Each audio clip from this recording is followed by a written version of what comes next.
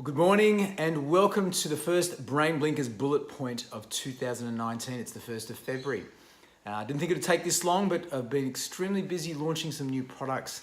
And it made me think about just this week working with a school leaver who was a little bit unclear about where they wanted to head in life and had undergone a lot of exam stress the year before and wasn't sure where they wanted to head and really didn't feel like they were fulfilling their potential. Worked with this young man who is full of ability and got him a little bit straight after about an hour. And it made me think, how often do we need that little iron out? Whether it's a chat to a friend or a relative or a boss indeed, early on in the year, this time of year where it's a little bit hard to re-engage, you know, as per my newsletter from this week, talking about those gears in the brain not just sort of engaging very well.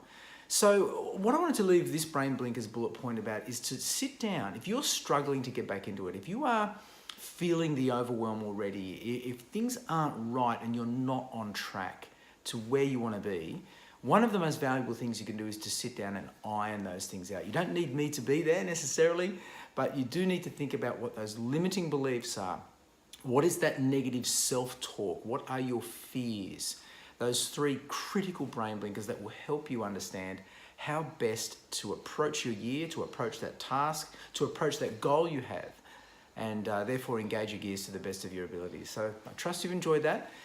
I want you to keep posted because we've got some really exciting new products that are going to be online portals for young people and for the oldies like me to help them better fulfill their potential. So keep watching. Have a fantastic weekend and look forward to seeing you soon.